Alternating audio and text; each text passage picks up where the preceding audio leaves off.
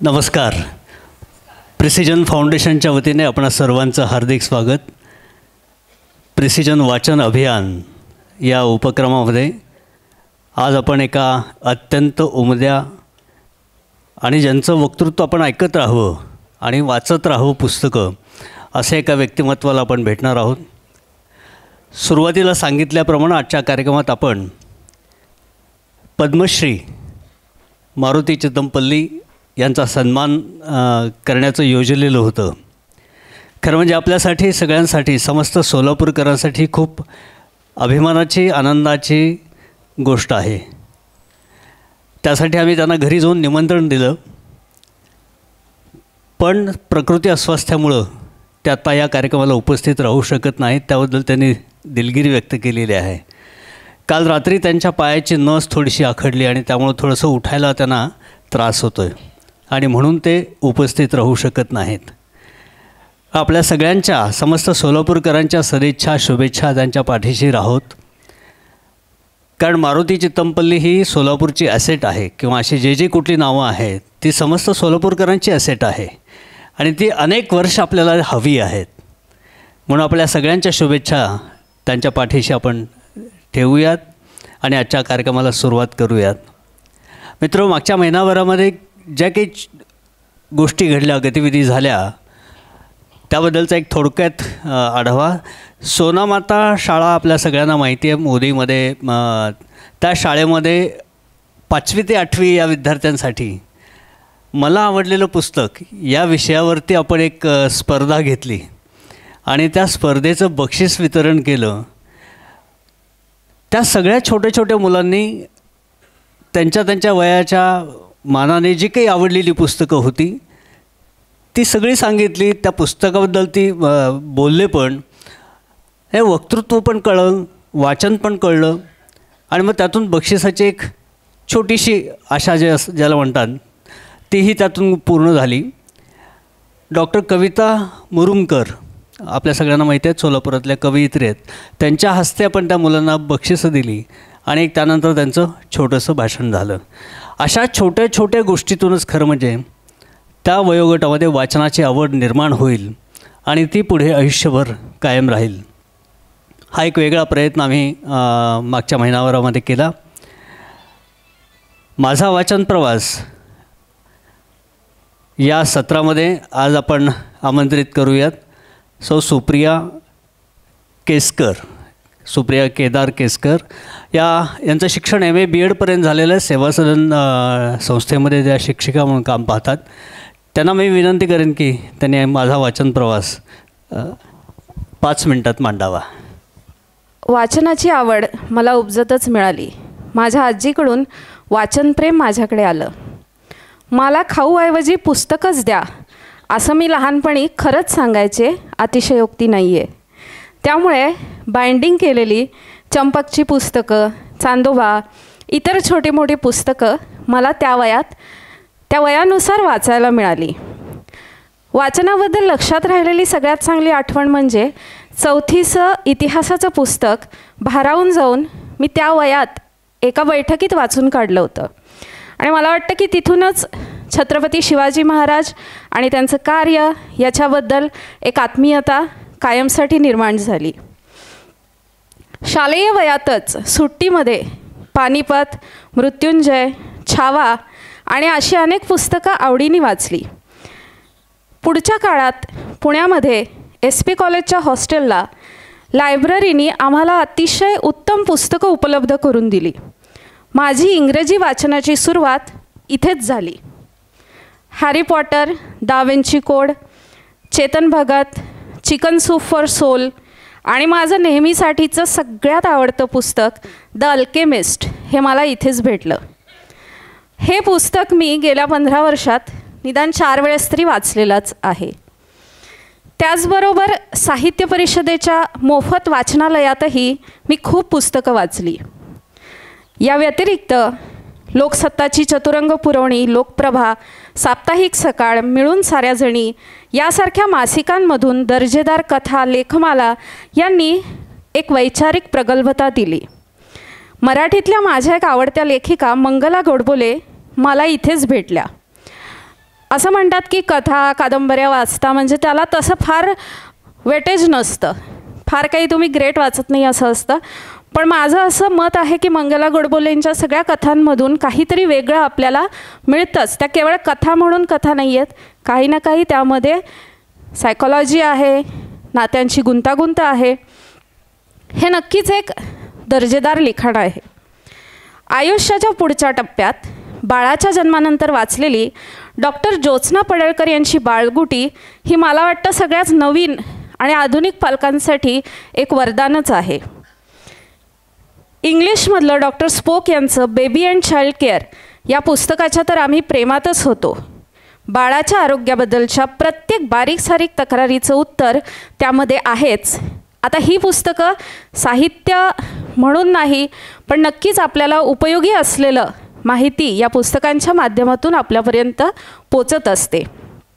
याशिवाय राजन गवस यांचं तणकट, कृष्णमेघ कुंटे यांचं एका रानवेड्याची शोधयात्रा, एक होता कॉर्वर, पु ल देशपांडे यांचं व्यक्ती आणि वल्ली, शिवराज गोरलेंचं आनंदात जगावं कसं, not without my daughter, blasphemy, breadwinner, the last girl हा तेल नावाचा इतिहास आहे, माणूस आणि झाड हे निळू दामले यांचं पुस्तक, आनंद यादवांचं झोंबी हे आत्मवृत्त, केसरी पाटील यांचं आत्मचरित्र, ही अशी पुस्तकं आहेत की त्यातले सगळे तपशील लक्षात नसले तरी देखील ही पुस्तकं त्या वेळेस खूप आवडली होती आणि त्यातल्या गोष्टी कायम लक्षातच राहिल्या होत्या.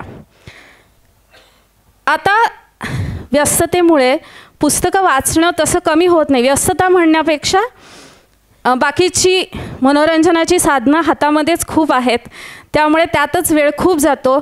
तरीसुद्धा जशी एक चहाची तल्लफ असते तशी पुस्तकच वाचायचे अशी एक तल्लफ लागतेच.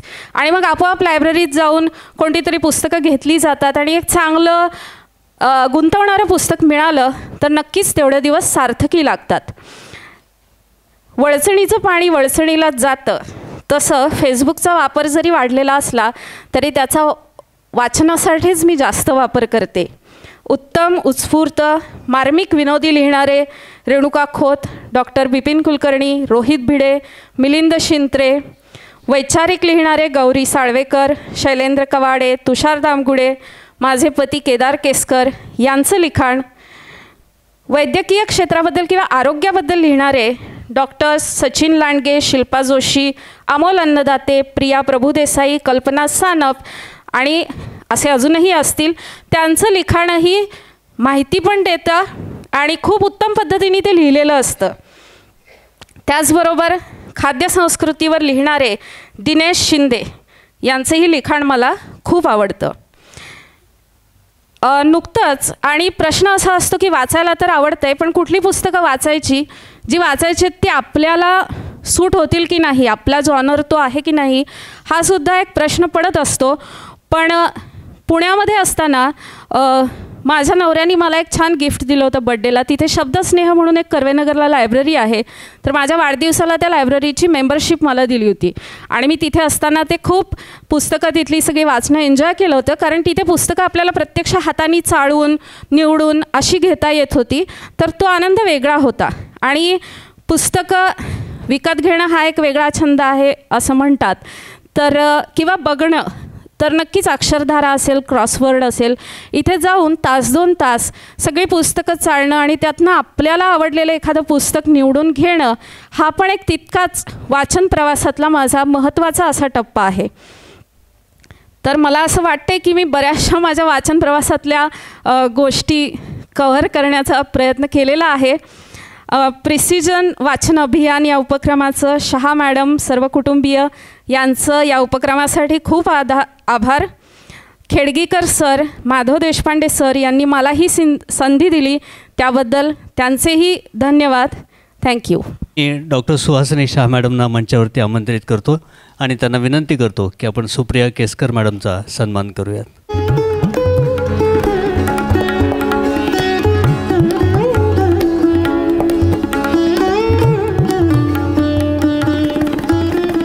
मॅडम तुम्ही इथंच थांबा. मित्र, ऐन वयाच्या 40मध्ये कॉर्पोरेट क्षेत्रातली सन्मानाची आणि भरपूर उत्पन्न देणारी नोकरी सोडून केवळ पुस्तक प्रेमाखातर आणि सर्जनशील लेखकाला स्वतःच्या आतल्या बाहेर काढण्यासाठी ने त्या भरपूर वाव देण्यासाठी ती नोकरी सोडून या पुस्तक विक्रीच्या सारख्या ज्याला आपण काय म्हणू बेभरोशाच्या व्यवसायामध्ये उतरणं आणि उरलेला सगळा वेळ आपल्या सर्जनशील लेखनाला देणं हा एक प्रकारचं धाडसच आहे. आणि हे धाडस केलं पुण्याच्या संजय भास्कर जोशी या लेखकाने. अनेक दैनिकांमध्ये त्यांनी स्तंभलेखन केलं. लोकसत्तामधलं संभाजोग हा त्यांचं सदर बरंच लोकप्रिय ठरलं आहे. कॉर्पोरेट तरी हे त्यांच्या कॉर्पोरेट क्षेत्रातल्या सगळ्या अनुभवांची एक शिदोरी त्यांनी आपल्यासमोर मांडलेली आहे. आपण जोरदार टाळ्यांनी त्यांचं स्वागत करूयात संजय भास्कर जोशीची. संजय जोशी सरांनी वाचन चळवळ एका अर्थानं खूप चांगल्या पद्धतीनं रुजवलेली आहे, वाढवलेली आहे. आम्ही आत्ताना बोलताना असं म्हणालो की वाचन चळवळीचे ते ब्रँड ॲम्बॅसेडर ठरावेत किंवा म्हणले जावेत असं त्यांचं काम या क्षेत्रातलं आहे. पुण्यामध्ये पुस्तक पेठ या नावाने त्यांनी स्वतंत्र दुकान सुरू केलं. केवळ हेतू हा त्यातला पैसा उत्पन्न हा भाग बाजूला ठेवला तरी पुस्तकं लोकांपर्यंत पोहोचली पाहिजे ही त्यांची तळमळ त्या पाठीमागे आपल्याला लक्षात येते. स्वतःमधल्या लेखकाला सतत जागं ठेवणं, स्वतःमधल्या वाचकाला सतत जागं ठेवणं आणि समाजामध्ये मिसळून ते वाचन चळवळीमध्ये रूपांतर करणं हे एका अर्थानं खूप मोठं काम संजय जोशी केलं आहे. चला वाचू आनंदाने असं एक त्यांचं स्वतंत्र विषयावरचंच व्याख्यान बऱ्याच ठिकाणी होतं. आज प्रेझेंटेशनच्या माध्यमातून ते आपल्याशी संवाद साधणार आहेत. मी प्रिसिजन फाउंडेशनच्या अध्यक्षा डॉक्टर सुहासिनी शहा मॅडमना विनंती करेन की आपण संजय जोशी यांचा सन्मान करावा.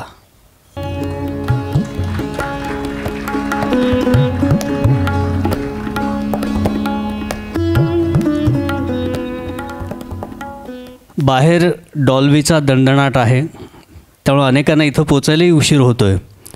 आणि आत आपण पुस्तकाची शांतता, पुस्तकाच्या पानापानामधली शांतता शोधणार आहोत.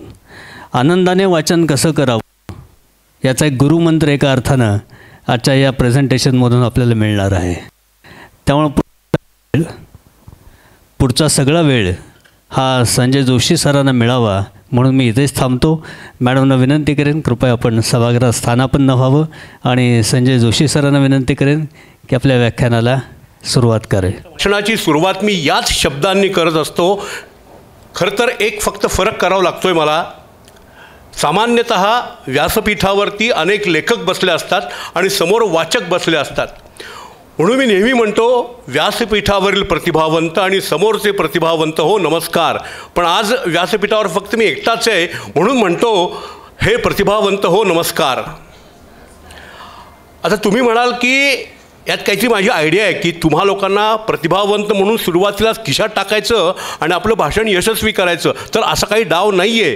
तर मी अतिशय सिरियसली गंभीरपणे आणि मनापासून हे नेहमी म्हणतो. याचं कारण तुम्हाला सांगतो.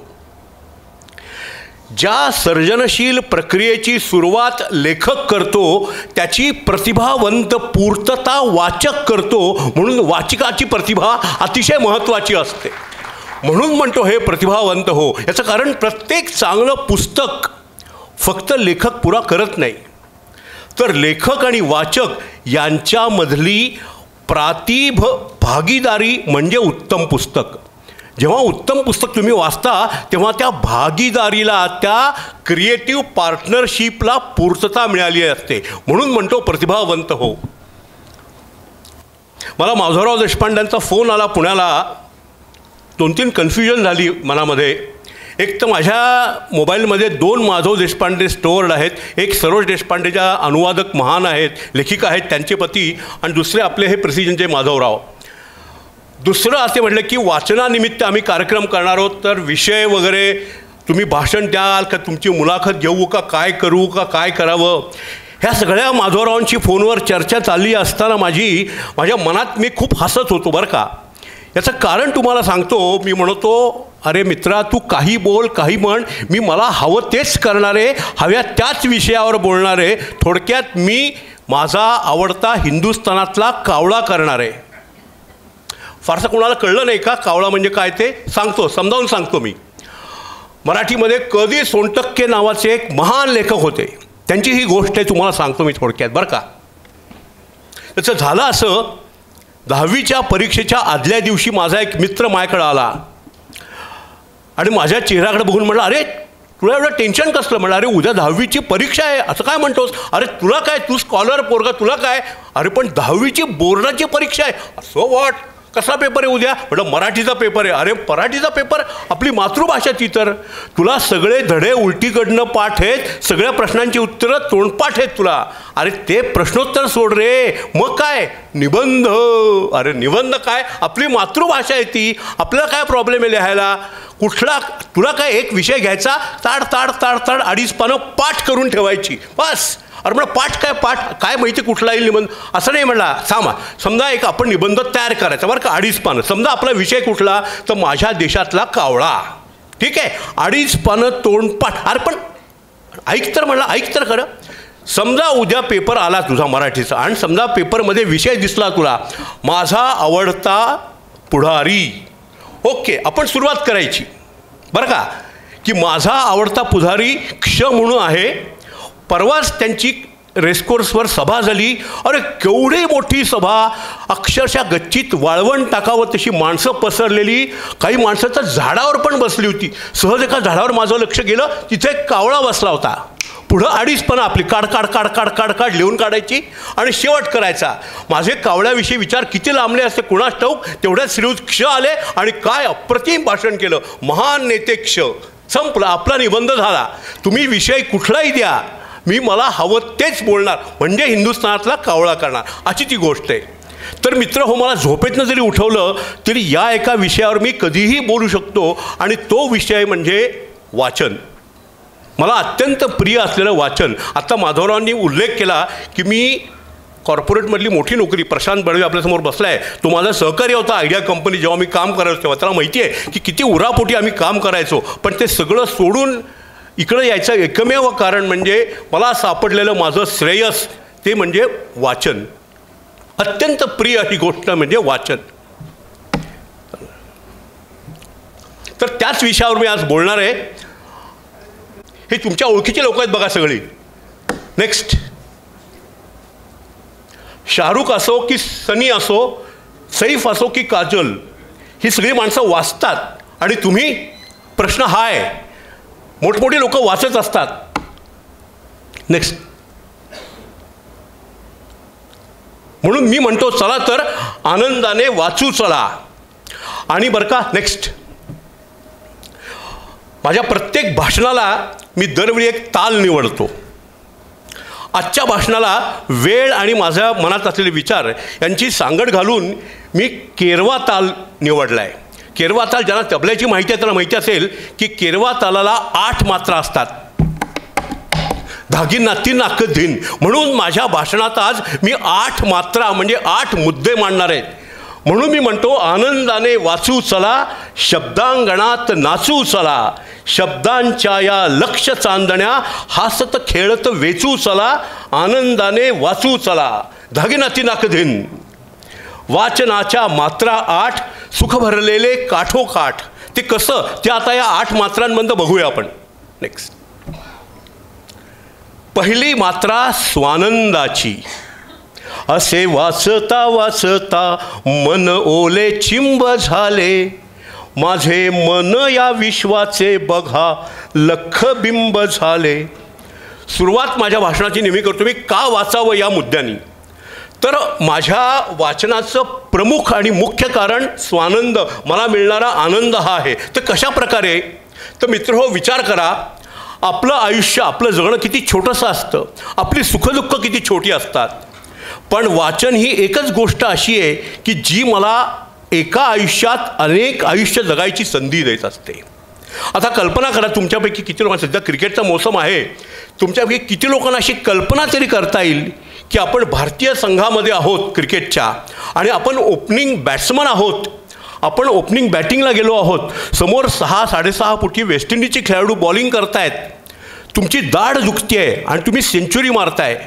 असं स्वप्न देखील आपल्याला पडणार नाही.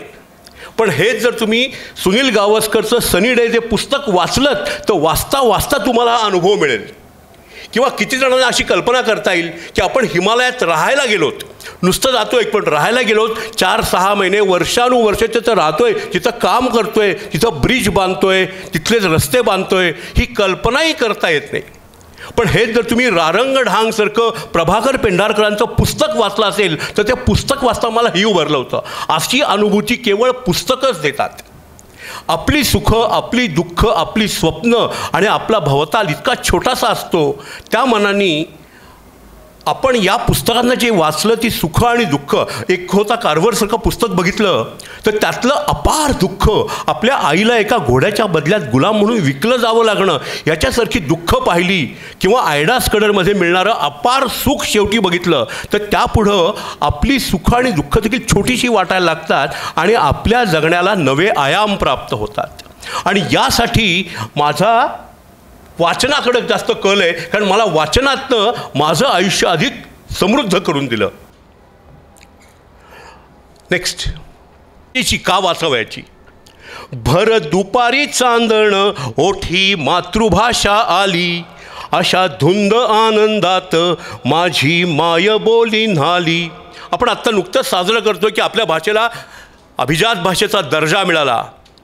माझ्या भाषेवरचं प्रेम व्यक्त करायचा मार्ग काय असा विचार केला तर हा एक मार्ग देखील पुरेसा आहे की जी माझी मातृभाषा आहे त्या मातृभाषेत इतकी प्रचंड मोठी परंपरा आहे, तर ती पुस्तकं वाचणं हे देखील माझ्या भाषेवर प्रेम व्यक्त करायचा एक उत्तम मार्ग आहे. हे तुम्ही प्लीज लक्षात घ्या. म्हणजे माझ्यामध्ये तुकोबांपासून आजच्या लेखकांपर्यंत, अरुण कोलटकरांपर्यंत, ज्ञानदेवांपासून आजच्या लेखकां, मर्ढेकर काय किंवा हे महानोर काय, अशा महान कवींपर्यंत इतक्या लोकांनी अफाट लिहून ठेवलं आहे. ती पुस्तकं वाचणं हा देखील माझ्या मातृभाषेवरचं प्रेम व्यक्त करायचा मार्ग आहे. म्हणजे माझ्या मातृभाषेतलं वाचन आणि वाचनामुळेच आपली भाषा समृद्ध करणं हा त्या मातृभाषेवर प्रेम व्यक्त करायचा मार्ग आहे. दुसरे खोटे मार्गांची मला गरज नाही. त्यामुळे माझ्या भाषेवरचं प्रेम व्यक्त करण्यासाठी म्हणून मी जरूर वाचत राहीन. नेक्स्ट, माझी तिसरी मात्रा फार माझी आवडती आहे. त्याच्यामागे एक प्रश्न आहे, पुस्तक कसं वाचावं. कसे वाचावे पुस्तक म्हणे कव्हर टू कव्हर, ऋतू करावे साजरे भोगा संपूर्ण बहर. माझ्या सांगण्याचा अर्थ असा आहे मित्रांनो की एखादं पुस्तक वाचायचं म्हणजे ते कव्हर टू कव्हर वाचता यायला हवं. पुस्तकाच्या प्रत्येक अंगावर कुणीतरी अपार कष्ट घेतलेले असतात. त्या सगळ्यांना दाद देत रसिकतेने त्याचा आस्वाद घेत पुस्तक वाचायला हवं. सुरुवात बघा तुम्ही, आता कित्येक पुस्तकांवरती ब्राऊन पेपरचं किंवा वर्तमानपत्राचं कव्हर असतं. ते बघितलं की माझ्या डोळ्यातनं पाणी येतं. अरे, कुठल्या तरी कलावंतांनी आपली प्रतिभा पणाला लावून ते मुखपृष्ठ केलं असतं. त्या मुखपृष्ठातनं त्या पुस्तकाचा आशय एखाद्या खिडकीसारखा असतो. त्यातनं तुम्ही त्या पुस्तकात प्रवेश करता आणि त्याचा आस्वाद घ्यायला नको. मराठीमध्ये सुदैवाने अनेक अप्रतिम अद्भुत मुखपृष्ठ तयार झाली. अनेक कलावंतांनी आपली कला पणाला लावली. म्हणजे सुभाष अवचट असतील, चंद्रमोहन असतील, पद्मा सहस्त्रबुद्धे असतील, बाळ ठाकूर असतील, अशा अनेक महान कलावंतांनी मुखपृष्ठाद्वारे आपली कला त्यात ओतलेली आहे. तुम्हाला काही उदाहरणं देतो. उदाहरणं काही उत्तम अतिशय आहे. आमचे शांताराम यांची संजय पवारांची एक नाटक आहे, त्याला मुखपृष्ठ त्यांचं आहे, ते अद्भुत आहे. त्या नाटकाचं नाव आहे कोण म्हणतं टक्का दिला. त्या पुस्तकाचं कव्हर काय आहे, पुस्तकावर चांदीचा एक कागद लावला आहे, म्हणजे ते आरशासारखं बरं का. ते पुस्तक आपण समोर धरलं की आपल्याला आपलाच चेहरा दिसतो आणि आपण खाली नाव वाचतो, कोण म्हणतो टक्का दिला. इतकी अप्रतिम एक मुखपृष्ठ मराठीमध्ये झाले की विचारू नका. नारायण सुर्वे यांचा एक अप्रतिम कविता संग्रह आहे जाहीरनामा. त्या पुस्तकाचं मुखपृष्ठ सुभाष अवचट यांनी केलं आहे बरं का. काय मुखपृष्ठावरती एक अतिशय सुंदर असं रंगीत फुलपाखरू आहे. अतिशय नजाकतदार, नक्षीदार, डौलदार फुलपाखरू आहे. त्या फुलपाखराच्या पंखात एक टाचणी टोचली आहे आणि त्यातून रक्ताचा ओघळ वाहतो आहे. अरे, कवीच्या व्यथेचं अजून काय चित्रण हवं तुम्हाला. अख्खा नारायण सुर्वे सुभाष अवचटांच्या प्रतिभेने तिथं जिवंत होतो. अशी अनेक उत्तमोत्तम मुखपृष्ठ आहेत. तेव्हा कुठलंही पुस्तक आलं ते आधी आपली दात त्या पुस्तकाच्या मुखपृष्ठाला जायला हवी. अनेक सुंदर मुखपृष्ठ मराठीत तयार झाली आहेत, होत आहेत अतिशय. याच्यावरती एक गमतीदार आठवण सांगतो. माझं जेव्हा पहिलं पुस्तक आलं आयुष्यातलं, नचिकेताचे उपाख्यान, तेव्हा मी कॉर्पोरेटमध्ये मॅनेजर वगैरे होतो.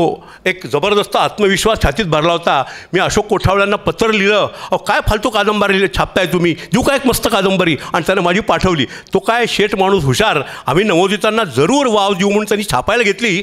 पण मी काय म्हटलं की त्याचं मुखपृष्ठ मीच करणार, आणि त्या उत्साहात माझ्या नचिकेताच्या उपाख्यानचं मुखपृष्ठ मीच केलं होतं. पण नंतर मला माझी चूक कळली, आणि जेव्हा दुसरी आवृत्ती आली तेव्हा मात्र मी चंद्रमोहन या महान चित्रकाराकडून त्याचं मुखपृष्ठ करून घेतलं. आणि तेव्हा मला कळलं की जेणे काम तेणे करो, तुझ्या करे तो होता खाय, असं मला तेव्हा कळलं. मराठीमध्ये अनेक उत्तम मुखपृष्ठ आहेत. तेव्हा पुढच्या वेळी पुस्तक हातात घ्याल तेव्हा आधी पुस्तक मुखपृष्ठ कुणाचे ते आत बघा, त्याला एक पहिला वा जाऊ द्यात, आणि मग तुम्ही पुस्तकात प्रवेश करा. अनेक पुस्तकांच्या अर्पण पत्रिका अप्रतिम असतात. मराठी साहित्य क्षेत्रावर 60 वर्ष जवळजवळ ज्या पुस्तकाने आपली जबरदस्त मोठी सावली टाकली आहे, असं जबरदस्त पुस्तक म्हणजे कोसला. कोसलाच्या आधीच्या कादंबऱ्यांमध्ये नायक असायचे ते म्हणजे केसांचा कोंबडा असलेले, नायिका म्हणजे धनुष्याकृती भुवया पुष्ट अशा नायिका, आणि अशा सगळ्या वातावरणात कोसला आली. ती म्हणजे अशा नायक नायिकांची नव्हती, उरलेले 99 होते ना त्यांची ती कादंबरी होती, तुमच्या माझ्यासारखी लोक, सामान्य माणसं. म्हणून कोसलाची अर्पण पत्रिकाच आहे 100तील 99. म्हणजे बघा, अर्पण पत्रिकेमधूनच लेखकांनी आपली भूमिका किती अप्रतिम व्यक्त केली आहे. अशा अनेक उत्तमोत्तम अर्पण पत्रिका आहेत. बाबा आमटे त्यांचा एक अप्रतिम चिंतनपर कवितांचा संग्रह आहे ज्वाला आणि फुले. त्याची अर्पण पत्रिका आहे शतकानुशतके केवळ अश्रूंनीच दारे ठोठावणाऱ्या दारिद्र्यास. तो संग्रह म्हणजे एक अद्भुत आहे बरं का, जरूर वाचा. अगदी बाबा आमट्यांची चिंतनं म्हणजे अफाट आहेत अतिशय. बाबा आमटे एका चिंतनात म्हणतात, क्रांती ही सीतेसारखी असते, क्रांती ही सीतेसारखी असते, ती वनवासी रामाची साथ करते, पण तोच मर्यादा पुरुषोत्तम जेव्हा राज्यारूढ होतो तेव्हा ती पृथ्वीच्या पोटात गळप होते. अशी एक अप्रतिम चिंतनं त्या संग्रहात आहेत. त्याची प्रस्तावना देखील फार सुंदर आहे बरं का. ती कुणी लिहिली माहिती आहे प्रस्तावना? वि.स. खांडेकरांनी लिहिली आहे. खांडेकरांची अनेक पुस्तकं लोकप्रिय आहेत, पण माझ्या दृष्टीने खांडेकरांचं खरं मोठेपण या अशा अद्भुत प्रस्तावनेत आहे.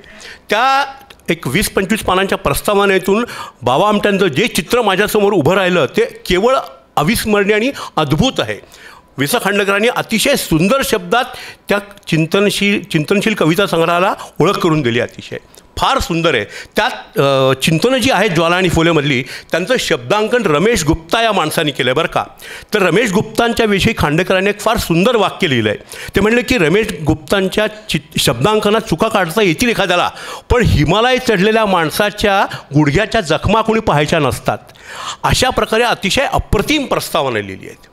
पण माझं अजून एक तुम्हाला विशेष खास मत तुम्हाला सांगतो की कथनात्मक पुस्तकांच्या म्हणजे कथासंग्रह किंवा कादंबरी यांच्या प्रस्तावना सहसा आधी वाचू नयेत असं माझं मत आहे बरं का. ते शेवटी वाचलं तर वाचावं किंवा सोडून द्यावं. अरे लेखा, तुला जे म्हणायचं तू कथेत किंवा कादंबरीत म्हणलेस ना, मग तू पुन्हा त्याच्याविषयी मला सांगू नकोस. असं वाक्य मी विलास सारंग या महान लेखकाच्या तंदूरच्या ठिणग्या कादंबरीच्या वरच्या माझ्या परीक्षणात देखील लिहिलं होतं मी की तुम्हाला जे लिहायचं आहे ते तुम्ही कथेत लिहा, कादंबरीत लिहा, त्याच्याविषयी परत तुम्ही सांगू नका. तर अशा प्रकारे कथा आणि कादंबऱ्या या आपण आपल्या डोळ्यांनीच वाचाव्या असं माझं मत आहे. अशा पुस्तकांना प्रस्तावना नसाव्यात, कारण जे सांगायचे ते कथेत किंवा कादंबरीत व्यक्त व्हावं. आणि ते मगाशी म्हणलं ते केवळ शब्दात नसतं, कोणती म्हटलं तसं केवळ वाक्यात नसतं, तर वाक्यांच्या मधल्या रिकाम्या स्वर्गात खरा आशय दडला असतो. आणि ज्या लेखनात असं शब्दांच्या मध्ये काहीतरी दडलं असतं ते लेखन श्रेष्ठ. याचं कारण सांगतो तुम्हाला मी. माझ्या दृष्टीने मी काही वर्ष समीक्षा केली, त्या समीक्षकाच्या दृष्टीने श्रेष्ठ पुस्तकाची एक छान व्याख्या तुम्हाला सांगतो. जे पुस्तक लिहिताना लेखक वाचकाला आपल्यापेक्षा 4 इयत्ता वरचा समजतो ते पुस्तक श्रेष्ठ होण्याची शक्यता असते. जे पुस्तक लिहिताना लेखक वाचकाला आपल्यापेक्षा 4 इयत्ता खालचा समजतो ते पुस्तक नक्कीच सामान्य असतं. याचं कारण सांगतो तुम्हाला. जेव्हा लेखक वाचकाला लहान बालबुद्धीचा समजतो आणि सगळंच काही त्याच्या ओंजळीत देतो, तेव्हा ते लेखन म्हणजे लेखक आणि वाचकातली मी मगाशी म्हणलं तशी प्रातिभ भागीदारी होत नाही. तिथं फक्त देतो. म्हणजे वपू काळ्यांची पुस्तकं महान का ठरत नाही याचं कारण हे कोणी सांगत नाही. नुसतं वपू काळे काय बाबा ठीक आहे असं म्हणतात, पण त्याचं कारण हे आहे की वपू काळे वाचकाच्या प्रतिभेला सन्मान करत नाहीत. वाचकाच्या प्रतिभेचा आदर करून, जो आदर जी ए कुलकर्णी करतात, कारण की ते सगळं सांगून टाकत नाहीत, ते 2 ओळींच्या मध्ये सोडतात काहीतरी जे तुमच्यातल्या प्रतिभावंतांनी शोधायचं असतं, त्याचा माग तुम्ही तुमच्या प्रतिभेने घ्यायचा असतो. त्या निबिडात शिरायचं धाडस पाहिजे तुम्हाला, आणि हे धाडस आपण कमवायचं असतं. आपण सगळे सुरुवात करतो वाचनाची हना आपटेपासून किंवा गुरुनाथ नाईकांपासून, पण आपण आपल्यातल्या वाचकाला उन्नत करत न्यायचं असतं, सारखं आव्हान द्यायचं असतं. तर मग आपण कुठेतरी 11वी-12वीमध्ये वपून काळेंचं पार्टनर वाचतो, ते आपल्याला झपाटून टाकतं. काही काळ वेळ लागतं अक्षरशः, पण तुम्ही तिथंच थांबलात तर संपलात. तिथून मग तुम्हाला कदाचित शन्ना नवऱ्यांची दिवसेंदिवस ही कादंबरी खुणावते, तुम्ही थोडे वर येता, मग अरुण साधू भेटतात, मग जेवण दळवी भेटतात. या गतीने तुम्ही हळूहळू मग जी ए कुलकर्णी, नेमाडे, ग्रेस अशी एक एक शिखरं तुम्ही पादाक्रांत करत जाता. पण या सगळ्या प्रवासामध्ये वपू काळ्यांविषयी अपार आदर मात्र पाहिजेच, कारण त्यांनी तुम्हाला सुरुवात करून दिली असते. याविषयी मी एक रूपक नेहमी वापरतो माझ्या लेखनामध्ये. ते रूपक असं आहे की आपण सगळे ना सिमेंट कॉन्क्रीटच्या घरात राहत असतो खरं तर. आपल्या घराच्या बिल्डिंगच्या समोर सोसायटीमध्ये हिरवळ असते, थोडीशी लॉन असतं, छान छोटी छोटी फुलझाडं असतात. आधी आपण तिथं जातो, पायाला छान वाटते हिरवळ, म्हणजे कॉन्क्रीटच्या घरापेक्षा थोडं येतो, हिरवळीत तर येतो आपण निदान. आणि मग आपल्यातले काही भाग्यवान असतात, त्यांना थोडं 4-5 किलोमीटरवरती एक डोंगर दिसतो संध्याकाळी निळा असणारा, जिथं निबिड जंगल दिसतं, ते लोक त्या जंगलात जातात. आता बघा, वपू काळे किंवा ही जी माणसं असतात, हिच्या हिरवळीसारखी असतात, ती तुम्हाला निदान हिरव्या रंगाची ओळख करून देतात. आणि तुम्ही खरे रसिक असाल तर तुम्ही त्या निबिडात जाता, जंगलात जाता, जिथं तुमचं बोट धरून तुम्ही नेत नाही कोणी तुम्हाला, तुमचं स्वतःचं धाडस करून तुम्ही त्या जंगलात शिरता आणि मग खऱ्या आनंदाला तुम्ही सामोरे होता. मग तिथं असताच रानवाटा, रानफुलं, त्यांचा उग्र गंध घेत तुम्ही खरे धुंद होता. पण यासाठी तुम्ही स्वतःला सतत आव्हान देत वर गेलं पाहिजे. मध्यंतरी मी एकदा कथा लेखनाचं शिबिर घेतलं होतं. नितीन वैद्यबसे याची बहीण माझ्याबरोबर होती, स्नेहा अवसरीकर. तेव्हा काही जण, मी नेहमी काय सांगतो कथा लेखना शिबिरामध्ये, मी कथा लेखना शिबिर घेताना सांगतो ही चांगली कथा काय असते ते मी पूर्ण वेळ मी हेच सांगतो की चांगल्या कथेची लक्षणं काय. आणि मग शेवटी म्हणतो, आता ही लक्षणं ऐकल्यावर तुम्हाला जर वाटलं की आपलं काही लिहिणं जमणार नाही, तर ती फार मोठी कथेची सेवा होईल.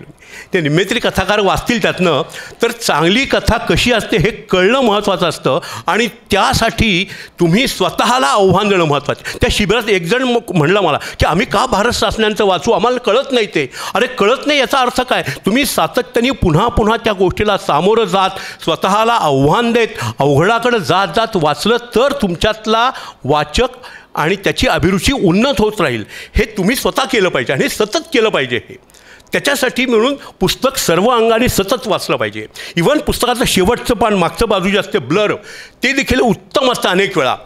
अर्थात काही पुस्तकांचे ब्लर असतात असे असतात की ते वाचून तुम्ही पुस्तकाकडे जातच नाहीत. आमचे एक मित्र आहेत, ते असे ब्लर लिहिण्यात फार नामांकित आहेत अतिशय. पण माझं म्हणणं की ब्लरचं खरं काम असतं की ब्लर वाचून माणसांनी पुस्तकाकडे वळलं पाहिजे, पुस्तकात निदान आस्वाद तरी घेतला पाहिजे. असे उत्तमोत्तम ब्लर देखील असतात. काही ब्लर फसवे असतात, काही ब्लर आकर्षक असतात. पण ज्यांना पुस्तक खरेदी करायचा छंद आहे त्यांना ब्लर्ब हे फार चांगलं माध्यम असतं, कारण चटकन कळतं पुस्तकात काय येते. त्यामुळे अशा प्रकारे मुखपृष्ठापासून ब्लरपर्यंत पुस्तक कसे वाचावे, तर म्हणे कव्हर टू कव्हर. तर हे लक्षावं मित्रांनो, पुस्तक कव्हर टू कव्हर वाचावं. Next please. आता माझी चौथी मात्रा आहे आपल्या केरव्यातली. खरा रसिक होतोच, देतो उरातून दाद, द्यावे उधळून मन, जीवा शिवाचा संवाद. जरा अवघड आहे आपल्या मराठी माणसाला ही माझी मात्रा. आपला फारशी सवय नाही दाद द्यायची, दणकून दाद द्यावी खुले मनाने, हा आपला स्वभाव नाही. त्या बाबतीत आपण मराठी माणसं अतिशय हिमटे होत. म्हणजे माझं दुसरं भाषण जे असतं असंच, ते असतं जगणे आनंदाचे. त्यात माझी ही आवडती मात्रा असते की आपण दाद देत नाही दाद. पण हे अतिशय आवश्यक आहे. एखादं पुस्तक आवडलं तर तुम्ही जीवाच्या आकांताने प्रयत्न करून त्या लेखकाचा, लेखिकेचा फोन मिळवा, शक्य झालं तर पत्ता मिळवा, भेटा, हातात हात घेऊन म्हणा, मित्रा तू काय श्रीमंत केलंस मला, माझ्या काळजात तुझ्या पुस्तकामुळे एक झुंबर उजळून निघालं, एक श्रावणाची सर बरसली माझ्यावरती. अरे मित्रा, तुझं पुस्तक वाचायच्या आधीचा मी आणि नंतरचा मी यात केवढं अंतर पडलं, हे तुझ्या पुस्तकामुळे घडलं, असं म्हणून बघा. त्याच्याही अंगावर अक्षरशः शहारे येतील. आणि तुम्हाला सांगतो मी, असं काहीतरी ऐकलं की उमेद, उत्साह आणि ऊर्जा अशा 3 उकारांची पैंजणं घालून तो नाचत सुटेल त्याच्या पुढच्या पुस्तकाकडं. हे लक्षात ठेवा. हा उत्साह, उमेद आणि ऊर्जा तुमचे शब्द त्याला देतील. पण आपल्याला नाही जमत. आपलं काय स्वभावच असं आहे, आमच्या मनात असतं ते, आपल्याला बोलायला जमत नाही. ते डार्लिंग बिर्लिंग आपल्याला जमत नाही बोलायला. बुवा आपल्या मनात सगळं असतं. हे आपली सारखी असे जगताना देखील आपण असंच करतो. आपण तुमच्या इथं अनेक पुरुष असतील, ते किती जण गेल्या 6 दिवसात, 6 महिन्यात, 6 वर्षात आपल्या बायकोला कधी म्हणलो आपण, काय छान आहेस ग तू? एक साधं वाक्य, ज्यांनी अक्षरशः चांदणं बरसेल असं वाक्य आपण नाही म्हणत. किती वेळा पाडव्याला आपण नवऱ्याच्या उशीखाली चिठ्ठी ठेवली आहेस, अरे तुझ्यासारखा मित्र भेटला आणि आयुष्याचा श्रावण झाला माझ्या. एक साधी चिठ्ठी ठेवली तर काय होईल कल्पना करा तुम्ही. फक्त कल्पना करा तुम्ही. पण आपण असं करत नाही. साध्या साध्या गोष्टी आपण आईला सांगतो, आईला तरी, अगं आई तुम्हाला खूप आवडतेस. पण आपलं नेहमीच एकच वाक्य आमच्या मनात असतं, आपल्याला ते बोलणं मिळणं जमत नाही. तुमच्यासारखं खोटं तोंडावर खोटं असतं असं काही नाही. आपण प्रेमाच्या बाबतीत हा गोंधळ घातला आहे. एक तर ते पावसातल्या कवायतीसारखं करायचं, बायका उचलायचं, किंवा नाही माझ्या मनात असतं बा, असं चालत नाही. सुंदर शब्दात आपल्या भावना व्यक्त केल्या तरी देखील मला असं म्हणायचं की आपली भाषा अभिजात आहे याचा तो उत्तम पुरावा ठरेल. आपल्या प्रिय व्यक्तीसमोर आपल्या मनातल्या भावना आपण जर उत्तम शब्दात व्यक्त करू शकलो तर खरा त्या अभिजाततेचा उपयोग आहे. अन्यथा करायचं काय त्या अभिजातता? आपण त्या क्षणी मात्र गप्पच बसणं उपयोग नाही. म्हणून माझी आवडती मात्र आहे की आपल्या उरातून अशी दाद उसळून यायला हवी, आणि ती मिळाली तर नक्की लेखकाला त्याचं पुढचं पुस्तक लिहायला आनंद वाटेल, हुरूप येईल. हे आपण करायला हवं. नेक्स्ट माझी 5वी मात्रा आहे करा प्रसार. गंध मिळता फुलाचा सुख होते वाटताना, तसे सुख वाचनाचे लाभ द्यावा प्रियजना. उत्तम पुस्तक वाचलं की पहिली गोष्ट मी म्हटलं तुम्हाला तसं त्या लेखकाला कळवा, शक्य झालं जाऊन भेटा. पण एक मात्र ही गोष्ट नक्की करा की जसं आपल्याला फूल पाहिलं छान तर सुगंध इतरांना देण्यात मजा असते, तसं उत्तम पुस्तक वाचलं की ते 10 जणांना सांगणं. आता फेसबुकचा उल्लेख झाला. फेसबुकचा सर्वात उत्तम वापर मी केला असेल तर यासाठी केला आहे मी की मी वाचलं हे पुस्तक, मित्रांनो तुम्ही पण वाचा. मग ते पुस्तक असेल, एखादा सिनेमा असेल, काही असेल, माझ्या आयुष्यात हा सुंदर आनंद आला तो तुमच्याही आयुष्यात यावा म्हणून त्याचा प्रसार करणं हे अतिशय आनंदाची गोष्ट आहे. आणि याची पुढची पायरी म्हणजे आपल्या प्रियजनांना प्रत्येक स्मरणीय दिवशी पुस्तकच भेट देणं हे अतिशय उत्तम गोष्ट आहे. आणि या बाबतीत मला तुम्हाला सांगायला आनंद वाटेल एखादी गोष्ट की मी आता 8 वर्ष पुस्तकाचं दुकान चालवतो आहे, तर याबाबतीत इतका चांगला अनुभव येतो मला की अलीकडे ही वृत्ती खूप वाढली आहे की रिटर्न गिफ्ट आम्ही पुस्तकच देणार असं अनेक आईवडील आमच्याकडे येतात आणि ते मुलांच्या वाढदिवसाला रिटर्न गिफ्टसाठी आवर्जून पुस्तकं 100-100, 80-80 घेऊन जातात पुस्तकं आणि वाटतात. आणि माझ्या आत्ता मागच्या वर्षामध्येच माझ्या दुकानात 2 अशा घटना घडल्यात की दोघांची लग्न झाली तरुण मुलांची, आणि तो म्हणलं सर मला माझ्या लग्नाच्या दिवशी तुम्ही इतकी मला पुस्तकं दिलीत, असाच आनंद मला इतरांना द्यायचा आहे. तर मला असं करायचं की लग्नाच्या दिवशी बाहेर एक टेबल ठेवायचं आहे, त्याच्यावरही 100-150 पुस्तकं ठेवायची आहेत आणि अनाऊन्समेंट काय करायची, जाताना जेवण करून जायचं आणि जाताना एक पुस्तक घेऊन जायचं आहे बरं का.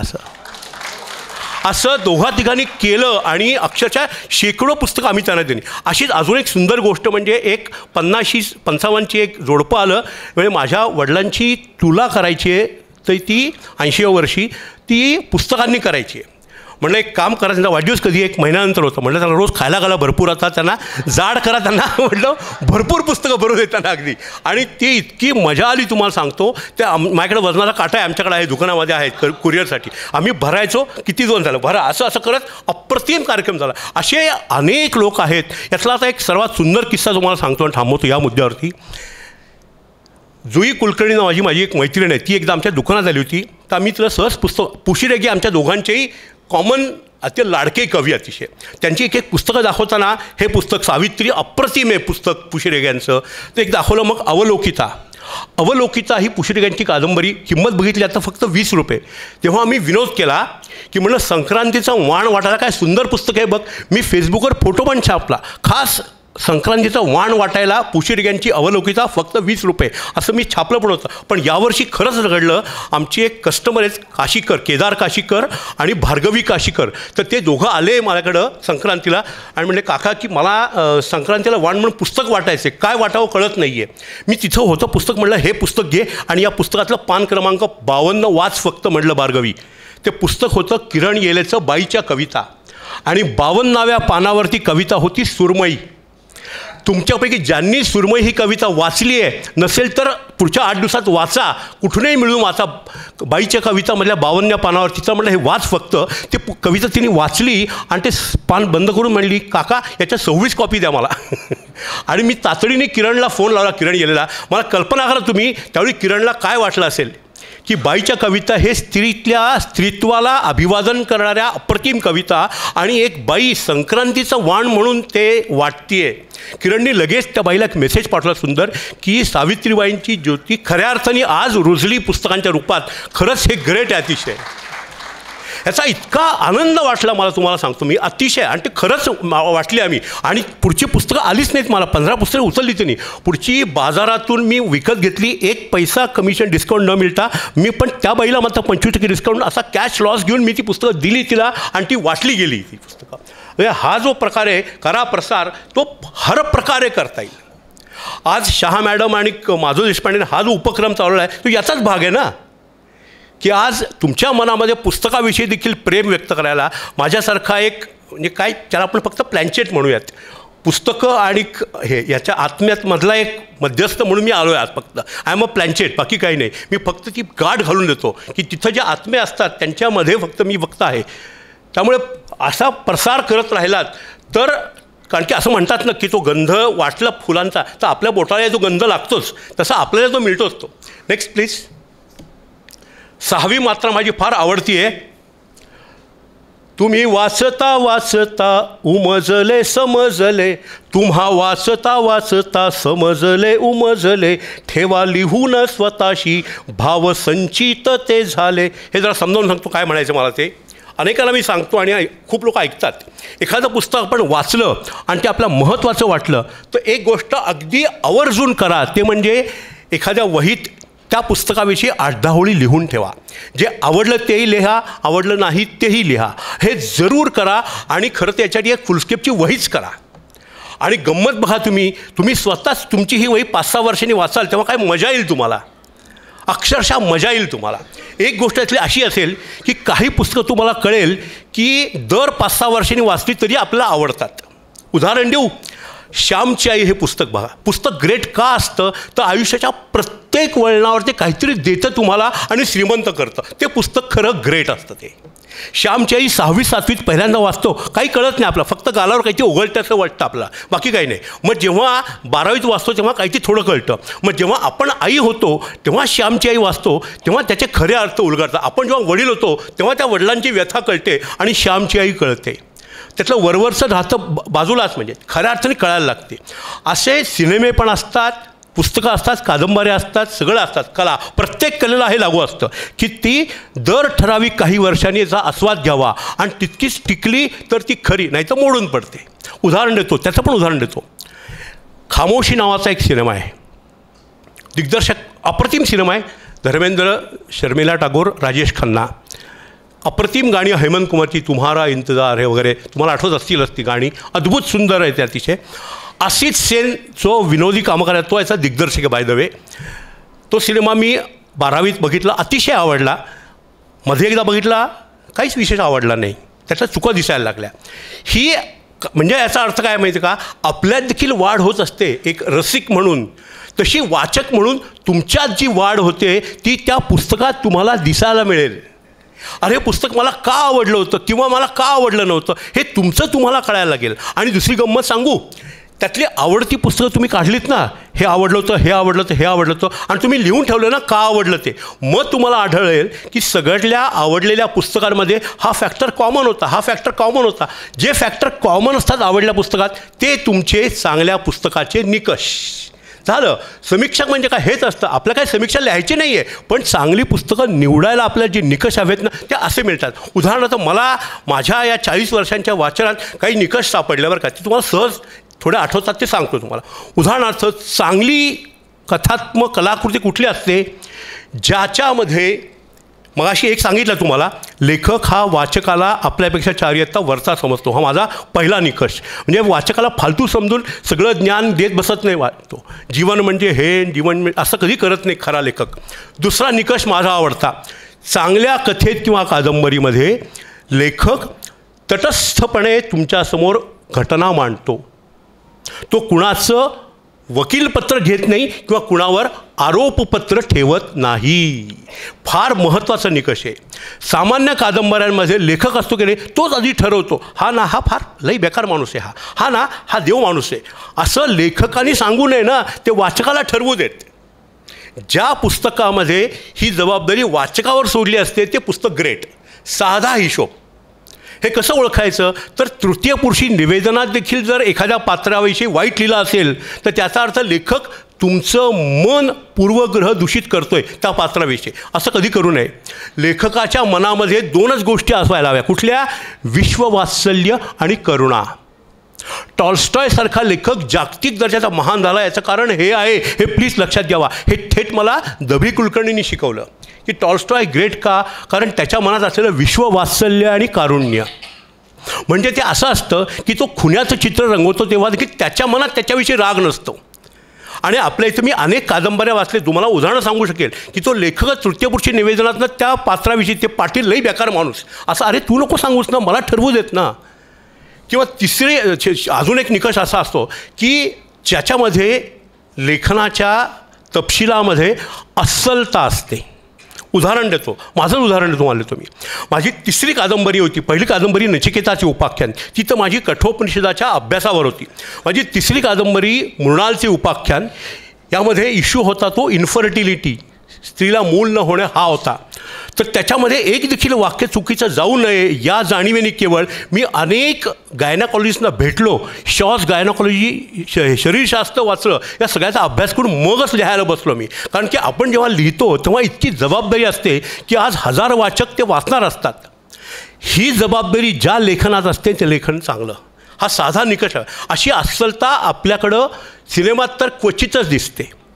हे सिनेमात तर अंधार, म्हणजे तिथं सिनेमामधली न्यायालयाची दृश्य बघा, हॉस्पिटलमध्ये बघा, 3 रक्ताच्या ट्यूब येतात, एका बाईच्या अंगात जाते, रक्त, ती बाई अशी टुणटुणीत होती आहे. काही घडू शकतं आपल्या इथं. या अभ्यास नावाची गोष्ट आवश्यक असते लेखनासाठी, हा आपल्याकडं प्रकारच नाही आहे. जे प्रतिभा या एका अद्भुत अदृश्य गोष्टीवर इतका अपरंपार विश्वास असतो लेखकांचा की प्रतिभा असली की मी बसतो लिहायला लागतो, पण त्यासाठी काही अभ्यास लागतो वगैरे अशी कल्पना आपल्याकडे नाही. आणि याच्या उलट सामान्य प्रतीचे असले तरी अनेक पाश्चात्य लेखकांचा अभ्यास दिसतो. म्हणजे तुम्हाला अक्षरशः आश्चर्य, जेफ्री आर्चरची किंवा या लोकांची एक कादंबरी वाचली की त्यांचा अभ्यास केवढा प्रचंड असतो आणि तो कळतो लगेच. जसं मी म्हणतो ना की नाटक सादर करताना ना तुम्ही बाल्कनीमधल्या शेवटच्या रांगेतल्या शेवटच्या प्रेक्षकासाठी तुम्ही बोलत असता, तसं लेखन करताना एक त्या क्षेत्रातला जाणकार असेल त्या एका त्या वाचकासाठी तुम्ही लिहित असता. हे असायला हवं. मी विचार केला की कोणतरी एक असा डॉक्टर असेल तो माझी कादंबरी वाचेल आणि त्यांनी जर चूक काढली माझी तर काय अर्थ उरला. म्हणून मी तो सगळा स्टडी केला. मग ती फेलोपियन ट्यूब काय असते, ती कशी असते, काय होतं, PCOD म्हणजे काय, या सगळ्याचा अभ्यास केलायचा.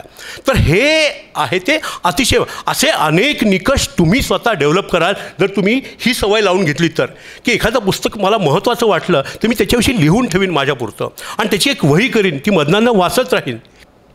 आणि जर शक्य झालं तुमचा असा एखादा ग्रुप असेल, तुम्ही हे एक्सचेंज केलं तर फारच छान. मग तर मस्त ना, सब मिलके ऊपर उठाएंगे, फारच छान होईल अतिशय.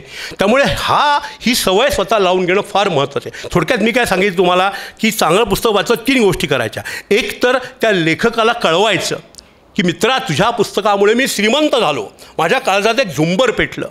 दुसरी गोष्ट त्या पुस्तकाचा प्रसार करायचा, शक्य तेवढं भेट द्या, सांगा, त्याच्याविषयी बोला. आणि तिसरी गोष्ट त्या पुस्तकाविषयी स्वतःपुरतं लिहून ठेवा. आपलं समीक्षकून नाव कमवायचं नाही आहे, फक्त स्वतःपुरतं हे लिहून ठेवत राहा आणि नंतर मधनानं वाचा आपण काय लिहिलं ते. नेक्स्ट, 7वी मात्रा, व्हावे राजहंस. असे वाचावे नेटके, स्वतः समीक्षक व्हावे, स्वतः छान पुस्तकाचे मानदंड बनवावे. आत्ता मी तुम्हाला म्हणलं ते असं आपण लिहित राहिलो तर आपल्याला चांगल्या पुस्तकाची लक्षणं कळतील आणि ते मानदंड होतील. आणि ते मानदंड कशासाठी? तर पुढची पुस्तकं खरेदी करण्यासाठी, विकत घेण्यासाठी, मागण्यासाठी. आणि हे फार महत्त्वाचं आहे, लक्षात ठेवा अतिशय. त्याचं उत्तर अनेकदा विचारतात, का आपण चांगली पुस्तकं का वाचावीत, वाईट का वाचू नयेत? म्हणजे याचं कारण तुम्हाला सांगतो. आपलं आयुष्य जेमतेम 70, 80, 90 वर्षांचं आहे. आणि तुम्ही एकदा आमच्या दुकानात यावा किंवा दुकानात चांगल्या पुस्तक दुकानात जावा, तुम्हाला कळेल इतकी प्रचंड पुस्तकं जगात आहेत, इतके प्रचंड सिनेमे आहेत, इतकी प्रचंड ग्रेट चित्र आहे. You don't have time for bad things. हे सोपं तत्त्व लक्षात ठेवा. You don't have time for bad things. तुमच्याजवळ वाईट गोष्टींवर वाया घालवायला वेळ नाही आहे. म्हणून तुम्हाला चांगली पुस्तकं, चांगले सिनेमे, चांगली कला ही कळलीच पाहिजे. आणि त्याच्यासाठी तुम्हाला हे मानदंड तयार करणं स्वतःपुरते आणि निवडणं आवश्यक आहे. तुम्ही जर सलमान खानचे सिनेमे बघत वेळ घालवलात तर तुम्हाला पथेर पांचाली बघायला वेळ मिळणार नाही मित्रांनो. आणि तुमच्याकडं कमी वेळ आहे हे सांगायला पाहिजे कोणीतरी, की 70-80 वर्षात संपेल एवढं नाही हा खजिना. इतका अचाट खजिना उत्तमोत्तम कलाकृतींचा जगात भरून ठेवला आहे या सर्व कलावंतांनी आणि प्रतिभावंतांनी. प्रचंड खजिना आहे. त्यातलं थोडं जरी वेचायचं म्हटलं तरी आपलं आयुष्य कमी पडणार आहे. Then can you afford to waste time on bad things? No, you cannot. आणि म्हणून तुम्हाला हे निकष तयार करणं आणि त्या निकषावर निवडून वाचणं आवश्यक आहे. म्हणजे आईवडील ओरडतात, अरे ते वाचू नकोस, हे वाचू नकोस. याच्यामागं हे असतं की चांगलं वाचावं असं खूप आहे आयुष्यात, त्याला नाही वेळ पुरणार आहे. म्हणून you have to be very clear की मी हेच वाचणार आहे, याच्यासाठी माझ्याकडे वेळ नाही आहे. म्हणजे सिनेमावर मी जेव्हा बोलतो तेव्हा मी हे वाक्य आवर्जून सांगतो. पथेर पांचाली बघणं तुमचं कर्तव्य आहे, त्याचप्रमाणे वाईट सिनेमाला नकार देणंही तुमचं कर्तव्य आहे. म्हणजे ते सिनेमे बंद पडून चांगले सिनेमे तयार होणं हे आपल्या हातात आहे, ते आपणच करू शकतो. आणि ती जबाबदारी आपण घेत नाही आणि मग आपण शिव्या घालतो चांगले सिनेमे तयार होत नाहीत. तर हे आपण करू शकतो. त्याच्यासाठी स्वतःमधला राजहंस तयार केला पाहिजे आणि तो राजहंसच तुम्हाला मदत करेल प्रत्येक वेळी चांगल्या गोष्टी निवडायला. Next please. माझी 8वी आणि शेवटची मात्रा आहे आपल्या केरवा तालाची. आनंदाने वाचताना स्वतः लेखकच व्हावे, जे जे भावले मनाला शब्दातून ओघळावे. विंदा करंदीकरांची एक अप्रतिम कविता आहे, तुम्हाला सगळ्यांना पाठ आहे मला माहिती आहे. देणाऱ्याने देत जावे, घेणाऱ्याने घेत जावे, घेता घेता एक दिवस देणाऱ्याचे हात घ्यावे. मला परवाच आमचे आधीचे पार्टनर होते, त्यांनी विचारलं हे हात घ्यावे म्हणजे काय करायचं नेमकं. तेव्हा मी त्यांना छान शब्दात समजावून सांगितलं की म्हणजे देणाऱ्याचा हा दातृत्व हा गुण आपण घ्यावा, हात घ्यावा आपण, म्हणजे आपण पण द्यायला लागावं. ती कविता थोडीशी मी माझ्यापुरती बदलतो आणि अशी म्हणतो मी नेहमी, लिहिणाऱ्याने लिहित जावे, वाचणाऱ्याने वाचत जावे, वाचता वाचता एक दिवस आपण सुद्धा लिहायला लागावे. हे माझा तुम्हाला अतिशय मनापासून दिलेला सल्ला आहे अगदी, की जेव्हा असं खूप खूप वाचाल तुम्ही आणि स्वतः देखील आपल्याला जे भावले अनुभव आलेत ते तुमच्या लेखणीवाटे उतरायला लागेल, तेव्हा तुम्हाला खरी मजा यायला लागेल. आणि मी तुम्हाला जे मगाशी प्रतिभावंत म्हणालो ते खऱ्या अर्थाने सिद्ध करायचे तुमच्या हाती येते अशा प्रकारे. Next please. असा झाला वाचनाचा 8 मात्रांचा केरवा, बघा येईल मनाला रंग सर्जन हिरवा. असा आपला 8 मात्रांचा केरवा दागिना तीन पुरा केला आहे मी. आता इथं मला एवढं यांनी कौतुक केलं माधव देशपांडेंनी, पूर्वीच्या प्रथेनुसार असा कोणी लेखक बिग आला की तो संदेश द्यायचा लिहून असा आणि सही करायचा. आता एवढ्या मोठ्या हॉलमध्ये एवढ्या 4 भिंतीत प्रत्येकाला शक्य मी सगळ्यांनी मिळून एक संदेश देणार आहे. आज मी ॲझ्युम करून मी खरंच काहीतरी लेखक आहे म्हणून मी असं गृहीत धरून एक संदेश देणार आहे, सगळ्यांना एकत्र देणार आहे. आणि तो संदेश संपून मी धन्यवाद म्हणेन तेव्हा माझं भाषण संपलेलं असेल. नीट ऐका. आज रात्री झोपायला जाल तेव्हा स्वतःला एक प्रश्न विचारा. आज रात्री झोपायला जाल तेव्हा स्वतःला एक प्रश्न विचारा, मी कालच्यापेक्षा आज चांगला वाचक आहे का? आज रात्री झोपायला जाल तेव्हा स्वतःला एक प्रश्न विचारा, मी कालच्यापेक्षा आज चांगला वाचक आहे का? उत्तर जर होय आलं, स्वतःला प्रश्न विचारा आज रात्री, मी कालच्यापेक्षा आज चांगला वाचक आहे का? उत्तर जर होय आलं तर उठून बसा, आपली डायरी काढा मी कालच्यापेक्षा आज चांगला वाचक आहे का या प्रश्नाचं उत्तर रात्री जर होय आलं तर उठून बसा, आपली डायरी काढा आणि डायरीतल्या आजच्या पानावरती, त्या कागदावरती आजच्या पानाच्या एक चांदणी काढा. मी कालच्यापेक्षा आज चांगला वाचक आहे का या प्रश्नाचं उत्तर जर होय असं आलं तर उठून बसा, आपली डायरी काढा आणि आजच्या पानावर एक चांदणी काढा. असं रोज करा, वर्षभर करा. पुढच्या वर्षी याच दिवशी संध्याकाळी 8, 8:30, 9 वाजता गच्चीत जा, बाल्कनीत जा आणि आभाळाकडे बघा. तुम्हाला आभाळ जर खचाखच चांदण्याने भरलेलं दिसलं तर म्हणा, हीच माझी डायरी, इतक्या चांदण्या मी कमवल्या. धन्यवाद.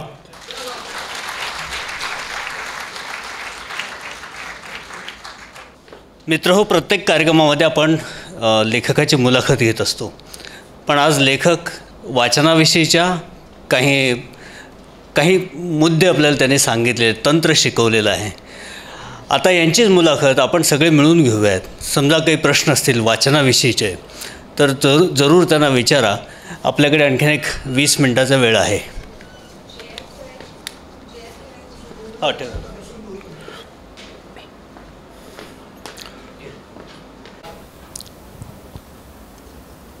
सर नमस्कार. बोला. सर्वप्रथम तुमचे खूप खूप आभार. धन्यवाद की वाचनाकडे एक वेगळ्या दृष्टीनं पाहण्याची संधी आम्हाला आज तुमच्या व्याख्यानातून मिळाली. क्या बात. एक प्रश्न असा विचारायचा आहे की तुम्ही निश्चितच खूप मोठे वाचक आहात. तुमचे स्वतःचे आवडते लेखक, काही विशिष्ट काही आवडती पुस्तकं, एक असू देत किंवा अनेक असू देत, ते कृपया सांगितलं तर बरं वाटेल. जरूर सांगेन मी, अगदी आनंदाने सांगेन.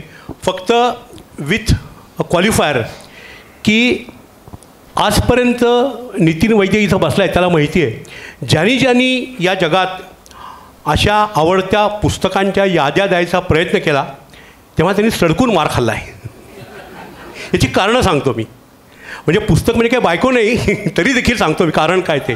मी कितीही मोठी यादी केली 300 पुस्तकांची तरी 301वं पुस्तक मला मारायला उठतंच. आणि कुठलं हे काय तुम्ही आमच्या प्रदेशावर अन्याय केला, तुम्ही आमच्या ह्याच्यावर अन्याय केला, त्याच्यावर अन्याय केला, तर ते वगळता मी माझ्या आवडीचे काही पुस्तकांची नावं अगदी आनंदाने सांगतो मी. पण असं मला पकडायचं नाही मात्र, हे राहिलं, कारण की राहणारच आहे. मी जरी 800 पुस्तकं सांगितली तरी माझ्या मनात अजून 1000 शिल्लक आहेत. हे लक्षात ठेवून ही यादी ऐका. मी 4-5 सांगणार आहे की वाचायलाच हवी याची पुस्तकं. जी मी मध्यंतरी बरं का नांदेडचे संजीव कुलकर्णी आहेत अभंग प्रकाशनचे, त्यांच्यासाठी आम्ही एक डायरी तयार केली होती की 100 उत्तम पुस्तकं जी मराठी माणसांनी वाचलीच पाहिजेत, अशी मी यादी तयार केली होती 100 पुस्तकांची. आणि तरी सर्व भागातनं हे काय आमच्या इकडचं पुस्तक नाही, हे काय आमच्या लेखकाचं पुस्तक नाही, हे नाही असं होतंच. तेव्हा ते वगळा तुम्ही, पण काही पुस्तकंही वाचायलाच हवी अशी आहेत, ती सांगतो मी. म्हणजे अगदी आता मला नेहमी विचारतात की सर मला 3 चांगल्या कादंबऱ्या सांगायच्या, वाचल्याच पाहिजे अशा. तर मी नेहमी म्हणतो उद्धव शेळक्यांची धग ही कादंबरी, भालचंद्र नेमाड्यांची कोसला ही कादंबरी, विश्राम बेडेकरांची रणांगणी कादंबरी या वाचल्याच असायला हव्यात. आणि त्याचसोबत वपू काळ्यांची पार्टनर देखील, शन्ना नवऱ्यांची दिवसेंदिवस ही कादंबरी देखील हे वाचायलाच हवेत माणसांनी. आणि त्याचबरोबर G.A. कुलकर्णी यांची पिंगळा वेळ, काजळ माया ही पुस्तकं वाचायलाच हवीत.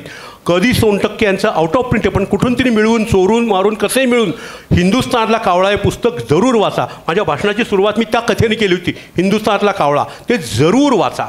आणि या पलीकडे सांगतो मी तुम्हाला, मी माझा नंबर सांगणार आहे फोन नंबरचा, मला जरूर भेटा. मी अशी शेकडो पुस्तकं सांगेन की वाचलीच पाहिजेत, ती वाचण्याचं आपलं आयुष्य अपुरं आहे. अशी अनेक पुस्तकांची नावं मला व्हॉट्सॲप करा, मी जरूर कळवीन. अगदी भरपूर वाचा आणि त्याच्याशिवाय हे समाधान होणार का नाही आहे. इतकी पुस्तकं आहेत, बोराडे आहेत, राम बोराडे, गणेश यांची पुस्तकं अप्रतिम आहेत, असे अनेक आहेत, पण काहीही वाचायलाच हवी आहेत. पुशिरेक यांची सावित्री कादंबरी वाचायलाच हवी अशी आहे. अशी अनेक पुस्तकं आहेत. पण हे तुम्ही मला स्वतंत्र येऊन भेटा, एकदा फोन करा, व्हॉट्सॲप करा आणि आपण हे संवाद चालू ठेवू. ही सुरुवात फक्त म्हणू आपण. धन्यवाद. धन्यवाद सर. नाही तुमच्या दुकानी नक्की येणारच आहे मी लवकरच. नक्की वाट बघतो मी.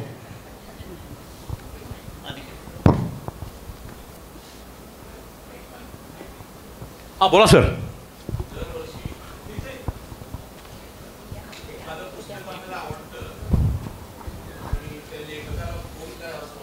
हो प्रकाश काय करत नाही, कधीही अशी वेळ पडली तर मला फोन करा. आणि नाहीतरी महाराष्ट्रातले बहुसंख्य लेखक मला टेलिफोन एक्सचेंज समजतात, कारण माझ्याकडे बहुतेकांचे फोन नंबर असतात आणि मी लगेच देतो, काय होईल ते होऊन दे, व्हायचं ते होऊन जाऊ दे म्हणतो मी. तेव्हा जरूर मला पुढच्या वेळी विचारा, मी इतकंही करीन, मी त्या लेखकाला तुम्हाला फोन करायला लावीन मी. एवढं याचं कारण तुम्हाला सांगतो, जितकी तुम्ही चांगल्या पुस्तकाची वाट बघता त्याच्या 70 पट वाट लेखक बघत असतो की कुणीतरी सांगेल मला याची. तेव्हा ही लेखकाला आपण त्याच्यापासून मुकू नका. बिल अगदी जरूर मला विचारत जा, मी तुम्हाला सगळ्यांचे फोन माझ्याकडे असतात. हो हो, लेखकाला फार इच्छा असते. मी मगाशी म्हटलं ना, ऊर्जा उत्साह यांनी तो अगदी धावत सुटतो लेखक अगदी. हॅलो, बोला सर. सर, मला एक छोटा प्रश्न विचारायचा आहे. बोला ना. आपण जे 7वी मात्रा म्हणालात की व्हावे राजहंस, राजहंस व्हावे यात काही शंकाच नाही, पण असे वाचावे नेटके स्वतः समीक्षक व्हावे. मी समीक्षक होण्यासाठी हां मला ते पुस्तक तर वाचणं जरुरी आहे ना. होय. मग त्याच्या आधीच मी समीक्षा काय करणार न वाचता? नाही. आणि एक मिनिट, ते छान आहे का नाही हे इतरांच्या मतानुसार XYZ व्यक्ती म्हणाली की हे पुस्तक चांगलं आहे म्हणून ते मलाच चांगलं वाटेल असंही काही नेसेसरी नाही. हा एक प्रश्न. बरोबर. दुसरा माझा प्रश्न असा आहे की कालातीत लेखन म्हणजे काळाच्या पलीकडं पण ते चालणारं लेखन असं फार कमी आहे. बरोबर. पण अशी कोणकोणती हे आहेत लेख किंवा म्हणजे पुस्तक आहेत की जी आजच्या काळातही आपल्याला ती साक्षेपी वाटतात. म्हणजे अगदी उदाहरण म्हणलं तर तुम्हाला मी देईन महाभारताचं उदाहरण. बरोबर. त्या व्यक्तिरेखा आज दुर्योधन नसेल पण दुर्योधनाची व्यक्तिरेखा समाजात दिसते, आहेच. द्रौपदीची दिसते, विटंबना दिसते. तुकारामांचं ज्ञानेश्वरांचं लेखन हे कालातीत आहे, निसंशय आहे. अशा काही पुस्तकांचे उल्लेख आहेतच. म्हणून मी मगाशी म्हटलं ना की कोसला, धग, रणांगण, काजळमाया हे नक्कीच असे आहेत की ती काळावरती मात करतील अशी पुस्तकं आहेत. काही लेखकांची नावं झाली आहेत. हो, पण ते साहित्य काही कालातीत वाटत नाही. त्या वयात तेवढ्या पुरतं त्या पिढीला अगदी बरोबर ते आवडतं आणि हसवतं देखील. बरोबर. पण टिकेलच असं नाही, ते टिकेलच असं नाही. आता रणांगण सारखी कादंबरी आहे विश्राम बेडेकरांची, ते एक. आणि माझा पहिला प्रश्न समीक्षक. हां, समीक्षक तुम्हाला सांगतो मी, समीक्षक जे म्हणलं होतं ना ते टीकाकार या अर्थाने म्हणलं नव्हतं, तर चांगल्या पुस्तकाची लक्षणं आपल्यापुरती जमा करणं या अर्थाने म्हणलं होतं की चांगलं काय ते ओळखता यायला हवं. हो, ते वाचूनच कळलं. म्हणून तर म्हटलं जे खटकलं तेही लिहा. मी काय म्हटलं तुम्हाला की 8-10 ओळीत जे आवडलं ते लिहा आणि खटकलं तेही लिहा. हे दोन्ही आपल्या मनात तयार होऊन जाईल, तेव्हा आपल्या मनातला समइक्ष सर्व बाजूनी बघणार तयार होईल. हां,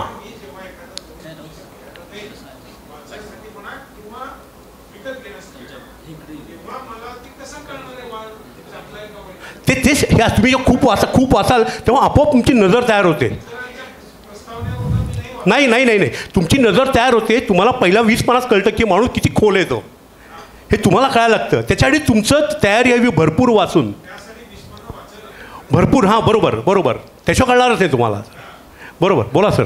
माझा प्रश्न अगदी साधा आहे. हां, तुमचं 45 मिनिटाचं भाषण ऐकून आम्ही कॉलेजमध्ये लेक्चर ऐकल्यासारखं झालं. हां, आता आपण आपल्या छंदाबद्दल बोलून गेलात. खूप लोकांना आता ते मार्गदर्शन ठरले आहेत, वाद नाही.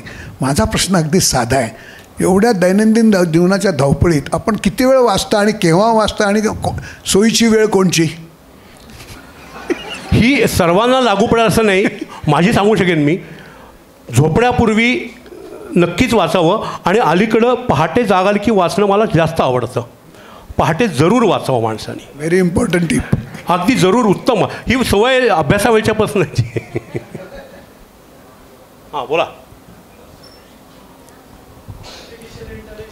तर आता AIच्या जमान्यामध्ये आपण आहोत.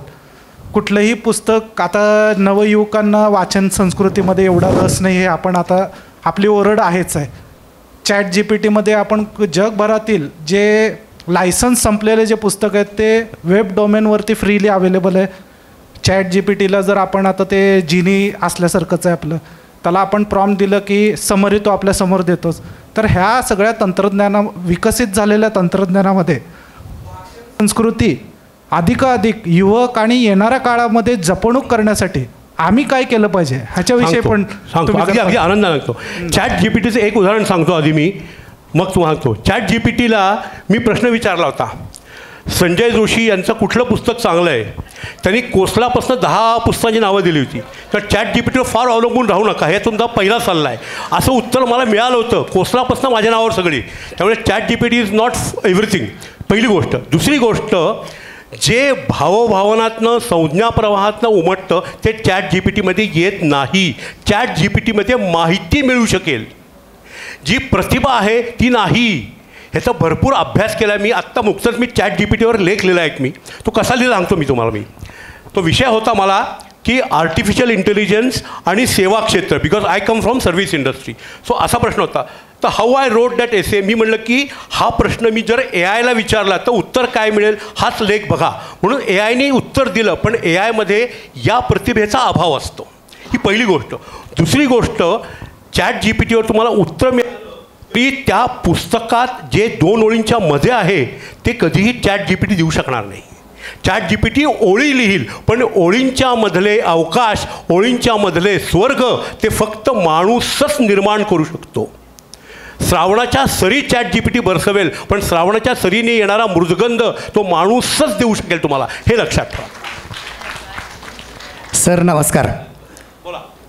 मी तुमचं आहे कॉर्पोरेट तरीही वाचलं.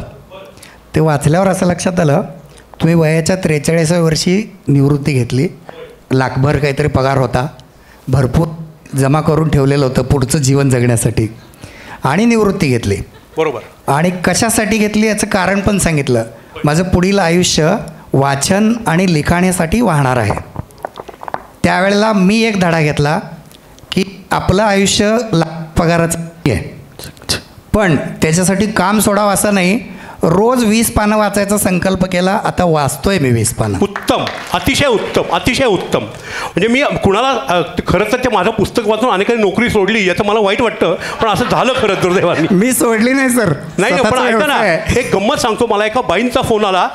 त्या बाई म्हणलं की माझं सर वय 35 वर्ष आहे आणि तुमचं पुस्तक मी वाचलं, मला अतिशय आवडलं आणि मी ते लपवून ठेवलं. आता चुकून माझ्या नवऱ्याने वाचलं तर काहीतरी अपघात नक्की होईल. अगदी खात्री. सुदैवाने सगळी झालं नाही, पण अनेकांनी सोडली. तुम्हाला सांगायचा मुद्दा असा की तुम्ही करताय ते अगदी योग्य आहे. त्याच्यासाठी नोकरी सोडायचीच गरज आहे असं नाही. काय आहे, आयुष्यामध्ये श्रेयस देखील येतं आणि प्रेयस देखील येतं. कठोपनिषद हे माझं सर्वात लाडकं उपनिषद. त्यात एक श्लोक आहे, श्रेयश्च प्रेयश्च मनुष्य मेतस्तौ संपरिक्त्या विविनिक्ती धीरहा. प्रत्येक माणसाच्या आयुष्यात श्रेयस देखील येतं आणि प्रेयस देखील येतं.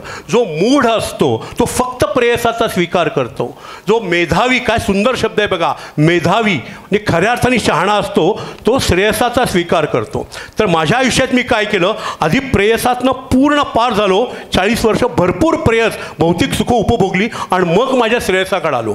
पण शहाणा माणूस माझ्याहून असेल तुमच्यासारखा तर खरोखर तो एकाच वेळी श्रेयस आणि प्रेयस दोन्हीचा उपभोग घेऊ शकेल. ते श्रेष्ठ जीवन असेल.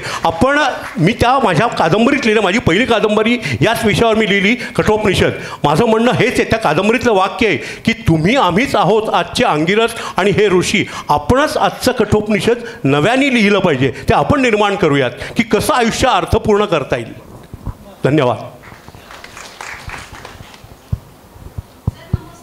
बोला.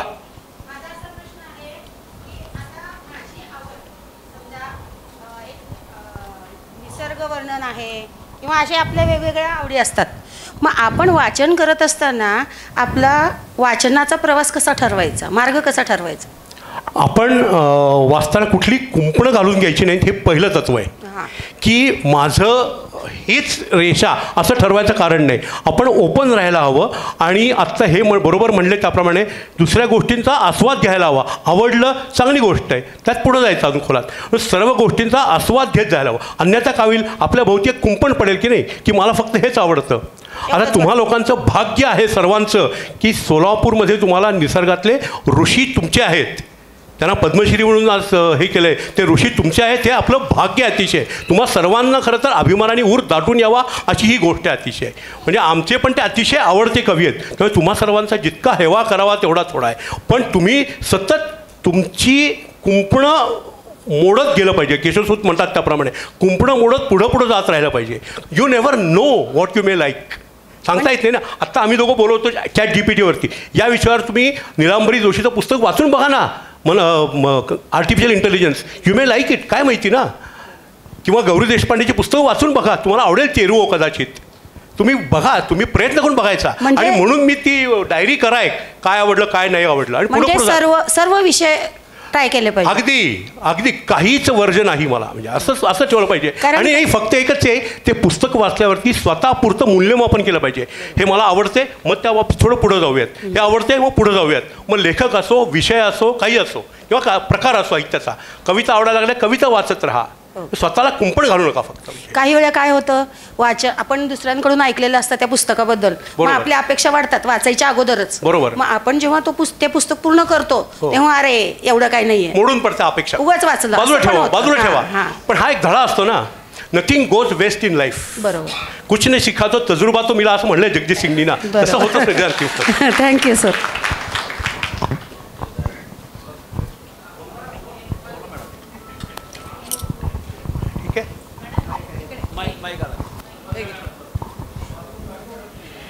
तुम्ही पुस्तक विक्रीशी संबंधित आहात म्हणून मला उत्सुकता वाटते जरूर की मराठी पुस्तकांना सध्या किती मागणी आहे? भरपूर, उत्तम मागणी आहे. कारण मराठी वाचन कमी होत आहे, एकूणच वाचन कमी होत आहे आणि मराठी वाचन कमी होत आहे. आता एक खाजगी गोष्ट या बंद खोलीत सांगतो मी, की जे लोक वाचन संस्कृती लयाला चालली अशी गळा काढतात, रडतात, त्या सर्वांचा एक समवयावच्छेद करून आपण धिक्कार करूयात. कारण ते खोटं आहे.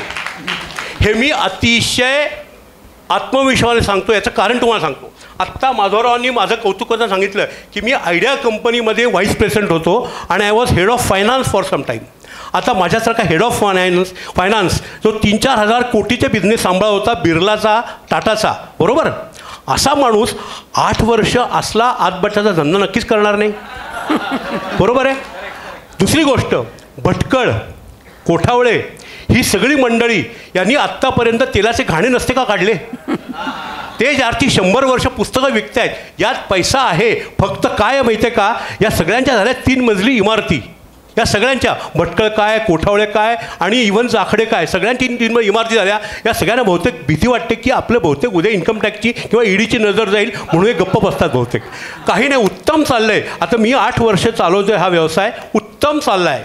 नाही, मी हा प्रश्न विचारण्याचं एक भरपूर मागणी आहे पुस्तकांना. नाही, एक कारण असं की एका साहित्य संमेलनामध्ये मला आठवत आहे, ज्ञानपीठ विजेते लेखक आलेले होते आणि त्यांनी दुःख व्यक्त केलं की आम्ही लिहिलेलं लोकांनी वाचलं पण आमची नातवंड वाचत नाहीत, कारण ते आमच्या भाषेत आहे. इंग्रजी शिक्षणाचा जो परिणाम आहे त्याचा एक हा पडसाद असू शकतो. नाही, हे खोटं आहे. पण हे खोटं, पण वास्तव ही जी लोक बोलतात मराठी माणसामध्ये, जसं आम्ही बोलत नाही आहे, आम्हाला व्यक्त करता येत नाही, ही जी प्रॉब्लेम आहे ना. दुसरा प्रॉब्लेम म्हणजे शेरेबाजी.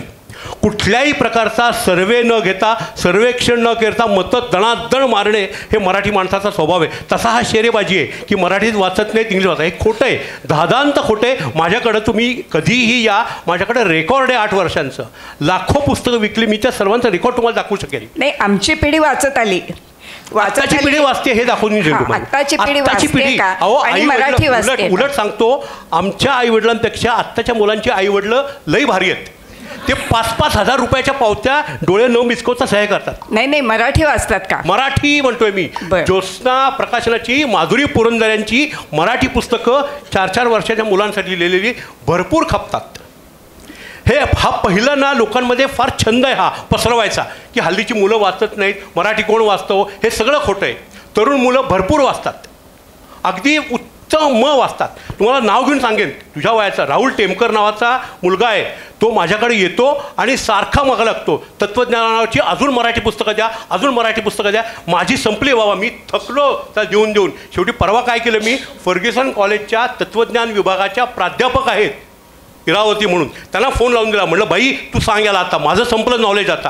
पण ही तरुण मुलं अशी आहेत की जे आणि याच्यासाठी तुम्हाला सांगतो, पुस्तक पेठेनी खास तरुण मुलांसाठी दिवंगत महान वाचक हरी नरके यांच्या नावाने एक शिष्यवृत्ती सुरू केली आम्ही, की तरुण वाचकाला आम्ही 10,000 रुपयाची पुस्तकं विनामूल्य देतो, तुला हवी ती पुस्तकं घे, अशी 2 जणांना यावर्षीपासून आम्ही देतोय ती शिष्यवृत्ती. ऐकून बरं वाटलं. उत्तम चालू आहे, अगदी उत्तम.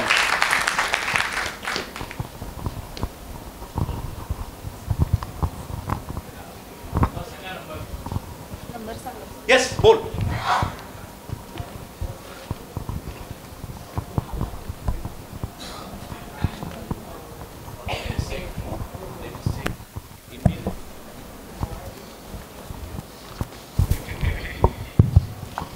सर, आधी मला हे सांगायचं की तुमचं मला खूप आवडलं भाषण आणि मला खूप शिकायला मिळालं.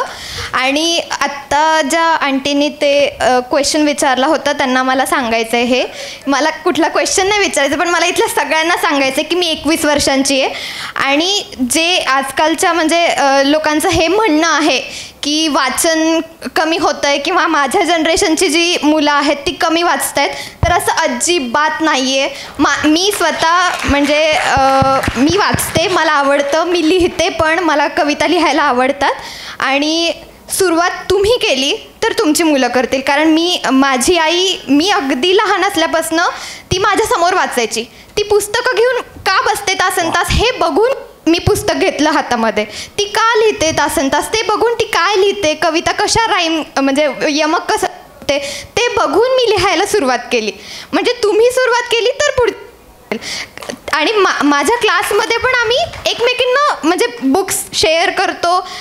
माझं पर्सनली असं आहे की मी काही आता बर्थडे वगैरे आला तर हे नाही गिफ्ट करायचं, बुक्स गिफ्ट करायचं. मी कर्नाटकात आहे, मी मेडिकल स्टुडंट आहे आणि म्हणजे नाही वेळ मिळत शिक्षणामध्ये, डिग्री कॉलेजमध्ये, पण तरी माझं असं असतं की अभ्यास 2 तास केला तरी मला रात्री 1 पान वाचल्याशिवाय झोप येत नाही. ती सवय माझ्या आईने लावली. उत्तम. 2 गोष्टी शिकलीस तू. एक गोष्ट पहिली म्हणजे तू लगेच दाद द्यायची शिकलीस. तू दाद दिली, चांगली आवडलं म्हणून तू हे उत्तम शिकली. आणि दुसरं हे फार महत्त्वाचं आहे, कारण की मी हेच आमच्या दुकानात येणाऱ्या प्रत्येकाला सांगत असतो, बाई तू वाच तर तुझी मुलं वाचतील. मुलं काय बघतात, आई काय करते त्याचं अनुकरण करतात फक्त. उत्कृष्ट गोष्ट ही अतिशय महत्त्वाची आहे. संजय, हां बोल. थोडा पर्सनल प्रश्न आहे. जरूर. आपण दोघंही, माय मेमरी रिकॉल्स मी करेक्टली, तर आपण दोघंही MCOMला MES गरवारेमध्ये होतो. बरोबर. तुझं तिथे तर मेरिटमध्येच होता तू, मीही CMA करत होतो, तूही CMA करत होता. आणि प्रोफेसर अशोक जोशींचा तू खूप लाडका होता. बरोबर. आपण क्लासमेट होतो. नंतर पाथ तुझा वेगळा, माझा वेगळा. मी CMA प्रोफेशनमध्ये आहे, माझी मुलंही दोन्ही CA आहेत. क्या बात आहे. आज या ठिकाणी तू येऊन CMAचा माणूस एवढ्या उच्च पदावरचा आणि एका वेगळ्या क्षेत्रामध्ये सगळं सोडून करतोय, तर असा काही टर्निंग पॉईंट माझ्याही आयुष्यात यावा, तर असा कुठला टर्निंग एक तुला तिथं कॉर्पोरेटमधलं काही आवडलं नाही की तू स्वखुशीनं सोडलं, एवढं फक्त मला सांग. माझ्याही काही आवडी आहेत. तू मला जेव्हा म्हणलास की एक पर्सनल प्रश्न विचारायचा, क्षणभर घाबरलो आणि मी बायकोला घेऊन आलो होतो. म्हणलं तर काय म्हणा लटकवतो काय म्हणलं. सांगतो तुला, सांगतो याचं कारण सांगतो. एकमेव गोष्ट अशी घडली की मी कधीही पुस्तकांचं बोट सोडलं नाही, त्यामुळे मी या मार्गावर आलो आपोआप.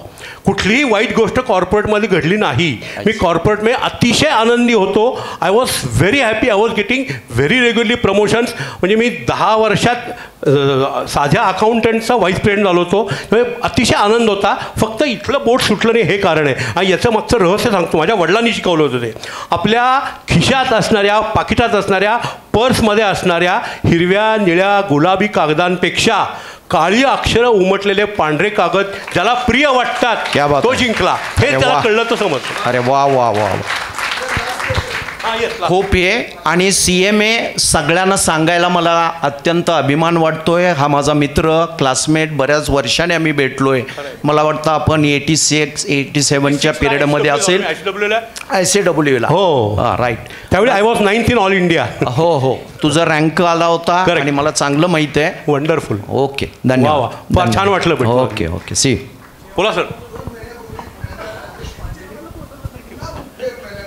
होय, त्याचा कितपत उपयोग झाला हे अजून माहीत नाही.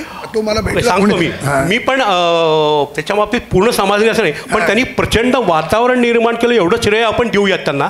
फक्त माझा तक्रार इतकीच आहे की 40 कोटीची विक्री झाली म्हणतात, असेलही, पण त्याचं सर्वेक्षण कुणी का केलं नाही की कुठली पुस्तकं विकली हे मला कळू देत ना.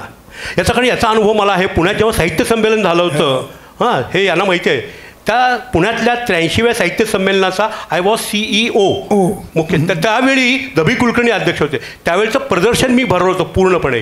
तर त्या प्रदर्शनात माझी मागणी अशी आहे की एकदा तरी त्याचं सर्वेक्षण करा ना की कुठली पुस्तकं विकली जातात. कारण नुसत्याच बातम्या 40 कोटी 5 कोटी याला काय अर्थ नाही. कारण मी त्याला नुकतंच सांगितलं आहे, गावोगाव जर तुम्ही भरवणार असाल तर पहिलं आमंत्रण माझं सोलापूरचं असेल. जरूर अगदी. मी आत्ता एक तक्रार केली, म्हटलं तुमच्याकडं ऋषी आहेत साहित्यातले, तुमच्या एकही दुकान का नाही, मी तुम्हाला फ्रँचायझी द्यायला तयार आहे, चला. Thank you sir. पुण्यात आधी तुम्ही सोलापूरात दुकान सुरू करा पुस्तकांचं, अशी माझी मागणी आहे आधी.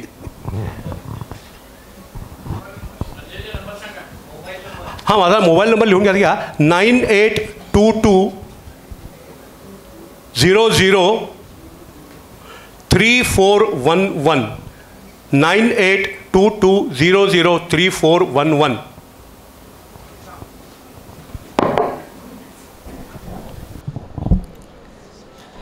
सगळ्यांचे प्रश्न संपलेत असं गृहीत धरून मी इथे उभा आहे.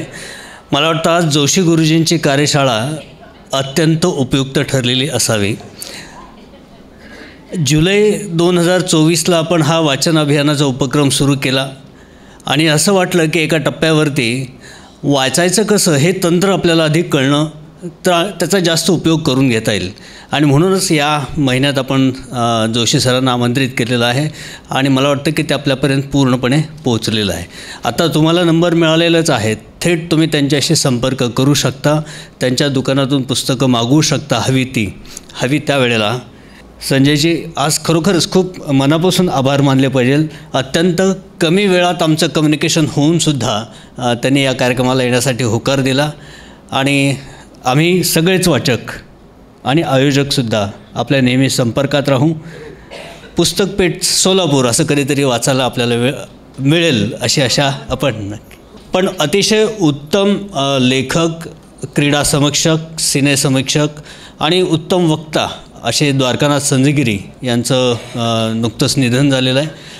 कार्यक्रम संपता आपण त्यांच्यासाठी काही क्षण शांत उभं राहून त्यांना आदरांजली वाहू आणि त्यानंतर हा कार्यक्रम संपलेला असेल. आपण सर्वांचेही मनपूर्वक आभार आत्ताच मानतो.